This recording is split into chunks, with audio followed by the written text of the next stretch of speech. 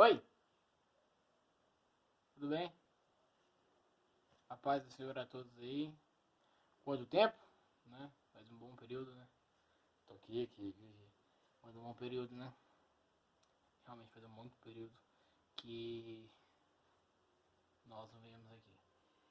Hoje nós viemos aqui a falar da presença do Senhor, falar da palavra do Senhor, porque ultimamente estava ficando mais sobre a questão mais de louvor, né? A gente também estava fazendo uns outros vídeos também, referentes ao canal também, sobre vídeos aqui muito mais, vamos dizer assim, saindo, né, um pouco mais. Então foi uma benção, foi um vídeo muito bom. E então acaba que teve vídeo, mas ao mesmo tempo teve, mas ao mesmo tempo não teve. Por quê? Acabou que a gente gravou, mas não postou, né? Então, o que adianta gravar e não postar, né?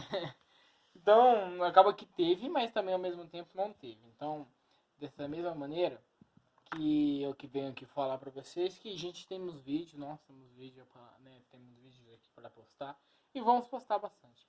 Hoje eu venho falar um pouco sobre referente, trazer uma partezinha da palavra um pouco, né, porque às vezes a gente necessita da palavra, às vezes não, né, a gente necessita mesmo. A gente necessita da palavra de Deus. Não se preocupe se eu estiver olhando para lá, tá? Que a palavra eu vou falando aqui, eu acabo, sabe, esquecendo da câmera e acabo falando para ali. Então, nós vamos falar hoje da palavra, um pouco da palavra de Deus, vamos falar um pouco da palavra do Senhor, que você necessita, eu necessito, claro, ainda mais, eu necessito da palavra de Deus, e então acho bem interessante a gente trazer sobre a palavra de Deus. E uma pergunta que vai surgir, surge para mim, e que eu lanço também a vocês, o que eu tenho feito, o que eu tenho feito para que Deus me reconheça cada dia mais na presença dele. O que minha fé, o que eu tenho andado, feito, o que eu tenho trabalhado, o que eu ando tendo feito, né? Fazendo, para que Deus ele venha me reconhecer, venha me conhecer como filho dele. O que eu tenho feito? Então, é uma das perguntas que surge para mim, uma das perguntas que eu relanço a vocês, que vocês respondam a essa pergunta, mas para vocês mesmos, não precisa escrever em comentário algum, não. Escrevam vocês mesmos. Vocês façam essa pergunta e vocês mesmos respondam a vocês mesmos.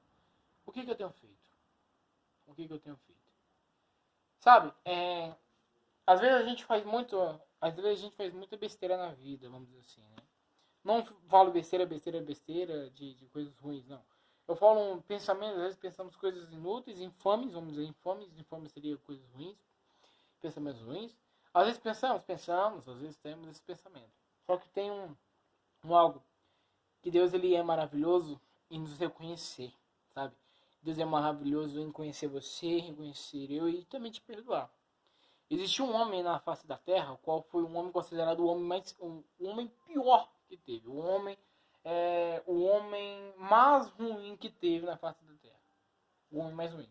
Às vezes você parar para pensar e vai falar assim, qual é que você acha na sua mentalidade, no seu pensamento, qual foi o homem mais ruim que teve? O mais ruim que teve. Digo em questão de ruindade mesmo. Às vezes muitas pessoas vão falar de pessoas que mataram muitas pessoas, né? Muitas pessoas, mas algumas pessoas me responderam, por exemplo, Hitler, né? Que foi um homem ruim, foi, claro que foi, matou não sei quantos tantos judeus, né? Se não me engano, bilhões e bilhões de judeus ele matou, bilhões, né, de judeus eles mataram. Então, para você ver tanto que foi ruim, foi. A perseguição ali foi ruim, foi muito ruim. Às vezes você pode responder ele, pode responder Nero, né? Porque Nero também foi considerado um homem ruim também. Só que na verdade, a Bíblia ela nos menciona um homem que foi ruim, mas não foi um homem ruim mesmo.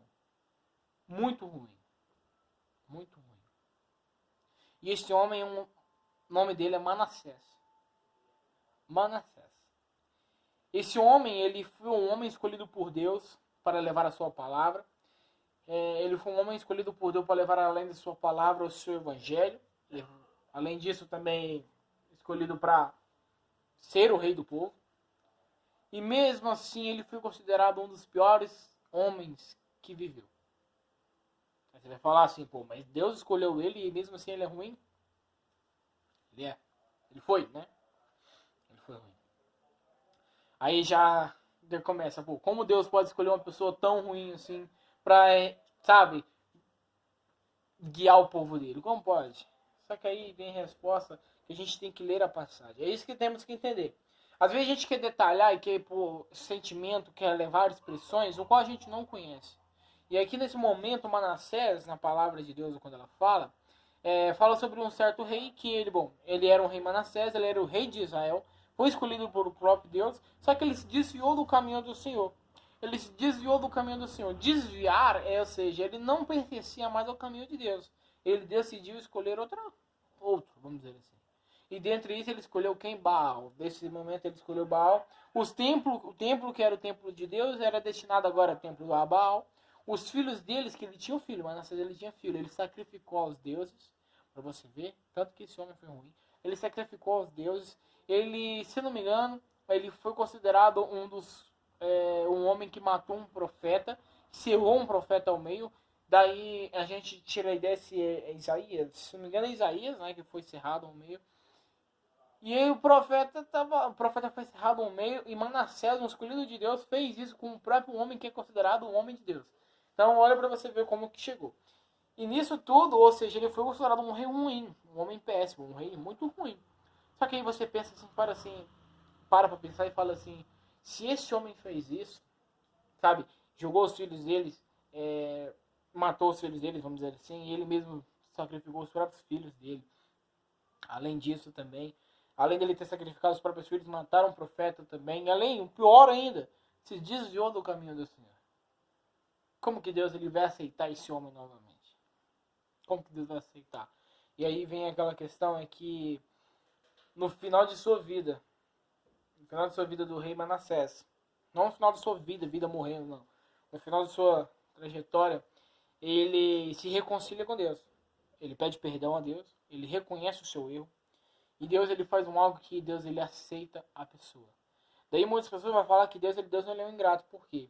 A pessoa vai falar que Deus é ingrato porque Deus ele aceitou um pecador, aceitou uma pessoa que se desviou do caminho dele, ou seja, foi por meio da idolatria, certo? Foi por meio da idolatria, foi por meio também de matança, matou os profetas da casa de Deus. Então Deus ele vai escolher uma pessoa, Deus ele vai aceitar essa pessoa. E a palavra de Deus fala que Jesus Cristo, o próprio Jesus Cristo, ele veio para os seus, porém os seus não receberam, certo?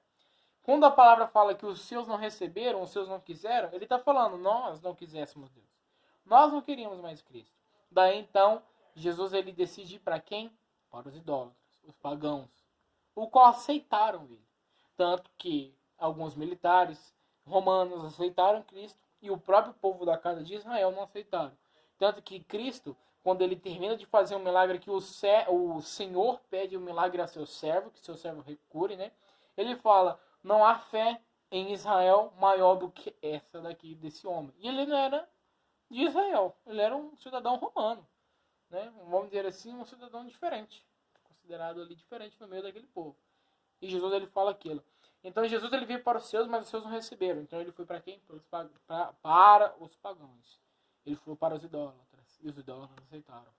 Nesse momento, Manassés, ele virou um idólatra. Para você ver, né? Deus escolheu um homem temente a Deus e ele não quis. Ele se desviou, foi para outro caminho. Ele foi para o meio do paganismo, da feitiçaria, da idolatria. E Deus mesmo assim aceitou ele. Deus aceitou ele. Dá para você entender que o que foi feito no passado, porque a questão de Manassés muitos anos antes de Cristo, tanto que era na época de Isaías, então você pode pôr 705 anos antes de Cristo, que foi a questão de Isaías, então você põe aí uns 700 anos, uns 700, 600 anos antes de Cristo, né? 700, 600 anos aí. Então você pode pôr aí uma diferença. Ou 705 mesmo, né? Porque se for na mesma idade, então põe aí. E tipo, Jesus ele prega a Deus no comecinho dessa passagem de Manassés, ele fala sobre que ele escolheu um cara que era considerado um monoteísta, que acredita em um Deus somente, que é o Deus do céu e a terra. Só que ele se desvia e começa a ser politeísta, ele começa a acreditar em vários deuses, idolatria. Daí Deus ele mesmo assim não larga dele, vai com ele. Daí já temos outra forma de vista. Como é que é? Acabou que a gente já está falando a palavra, sempre mesmo, né? A gente está citando a palavra. A gente já tem outra visão. Qual que é a outra visão? Qual que é a outra reflexão que Deus quer trazer? Enquanto nós estivermos vivos, nós estamos ainda sujeitos à misericórdia de Deus. Nós estamos sujeitos à misericórdia de Deus. Só que nós estamos sujeitos à misericórdia de Deus se nós queremos. Assim como esse cara, esse rapaz, esse homem, ele quis a misericórdia de Deus. Deus, ele não chegou a ele e falou assim: ei, você não quer a misericórdia de Deus? Não, não. Deus não chegou lá e falou para ele: ó, você tem que ir. Não. Ele reconheceu o seu erro e ele foi até ele. E ele foi até Deus e Deus concedeu misericórdia. Você é assim, eu sou assim. Às vezes nós estamos errados, né? Errados às vezes pensamentos, ações, atitudes, linguajares, assim por diante, etc. Estamos errados e sabemos que nós estamos errados, só que nós ao mesmo tempo não queremos, sabe? E a gente quer vamos dizer, se converter a isso. Se converter é se corrigir. Deus, ele está lá pronto a te receber. Deus, ele está lá pronto a te receber. Só que basta de você. Há um versículo na Bíblia que fala que conhecereis a verdade vos libertará. A partir do momento que nós conhecemos Cristo, uma verdade, ela vem tipo assim, eu vou dizer de uma forma mais abrangente. A verdade vem à tona, pô, sabe? A verdade vem em si e você, pô, então vivi totalmente errado. Como assim, né? Então, a verdade, ela vem mesmo para você ver qual é o ponto de vista da verdade. E olha para você ver que, às vezes, né, você não quer se conviver com a verdade, mas a verdade tem que ser convivida assim. Você tem que saber a verdade, você tem que viver a verdade. Se você não viver a verdade, com o que você vai viver? Na mentira? A mentira, a Bíblia fala que a mentira não faz parte do reino dos céus. Não faz parte dele. Portanto, se você vive da mentira, já sabemos onde você está vivendo. Certo? E a palavra de Deus, ela ainda vai abrangendo muito mais. A gente teve um momento de propósito. Para você que não sabe o que é um propósito, o propósito é quando a gente quer, por exemplo, a gente tem vai acontecer alguma coisa, vamos dizer assim, vamos pegar que sábado aconteceu alguma festa. E nessa festa a gente sabe que essa festa não é uma festa de Deus. Não vai ser um culto, sim, vai ser outro tipo de festa. Certo? O que você vai fazer? Um propósito. Propósito. Você vai fazer um propósito. Você vai fazer um propósito para que quando chegar no dia da festa, no dia desse acontecimento, não venha cair sobre nenhuma pessoa que esteja lá, não só sobre você, mas também todas as pessoas que estejam lá, algo de ruim, ou que venha acontecer algo de ruim. Isso é um propósito. Você se dedicar-se a fazer o bem, não somente para você, mas para os outros também. Mesmo que eles não saibam disso, não há necessidade deles saberem também, mas que você venha fazer o seu bem. Então esse é o propósito, certo? Então a gente fez um propósito e na semana do propósito Deus ele foi revelando muitas coisas maravilhosas referente à palavra, referente à Bíblia. Muitas mesmo. Não, eu fiquei, sabe, pasmado, tanta maravilha que o Senhor Deus foi aprendendo, foi ensinando pra gente. E aí eu comecei a pensar, depois que acabou o propósito, né? Eu comecei a analisar e Deus foi falando. Não, eu fui pensando e Deus foi respondendo as minhas perguntas, que foi, será que a gente só vai saber de Cristo mesmo? A gente vai ter a convivência total com Cristo quando a gente ter um momento dedicatório, ou seja, ter um propósito em mãos, e Cristo vai nos revelar coisas. E Deus ele falou que se você quer que nos revele, isso é interessante. E Deus ele fala, se você quer que eu revele algo a você, que eu quero converse mais com você, primeiramente você tem que ter um tempo para mim. É necessário que eu, primeiramente, tenha um tempo para Deus ele ter o tempo para mim. Ah, vai falar o que? Deus ele não tem tempo para mim. Não, Deus ele tem todo o tempo, mas é você que tem que ir primeiro. É a questão do arrependimento, misericórdia. É você que tem que ir primeiro. Porque Deus ele já fez isso, Jesus ele já fez essa questão de misericórdia. O que é questão disso? Ele já te proclamou a misericórdia. Tanto que é um versículo que fala, misericórdia quero e não sacrifício. Não quer sacrifício teu. Sacrifício seria as ofertas, oferendas feitas a Deus e assim por diante, que era feito no Antigo Testamento, era feito nos antigos momentos, nos antigos leis, vamos dizer assim. Certo? Não quer mais isso. Ele quer agora misericórdia tua. Misericórdia quero e não sacrifício. Então ele quer misericórdia de você, chegue primeiramente a ele e fale. E Deus ele foi falando isso. Se você quer primeiramente uma vida comigo, você tem que ter um tempo para mim. Irmão, irmãos, né? Uma coisa que eu almejo muito, uma coisa não, um desejo que eu almejo muito, Deus sabe disso, é eu viver totalmente para Cristo. Isso eu almejo muito. Sabe, não depender dos outros, não depender de um trabalho fixo, não depender sabe, de escola para ensinar, depender de nada disso. Eu quero somente, sabe, depender de Deus. Isso eu almejo muito. Desejo muito. Só que para isso, você vai ter que primeiramente fazer o quê? Morrer pro mundo. Há uma palavra que está no livro de Mateus que fala sobre a questão sobre você, primeiramente, morra pro mundo e depois venha viver a mim. Se não me engano, tem Mateus, né? Se eu não me engano, né? Tem Mateus. Agora o capítulo que vai ser difícil de encontrar, mas se não me engano, tem Mateus 25 ou 24.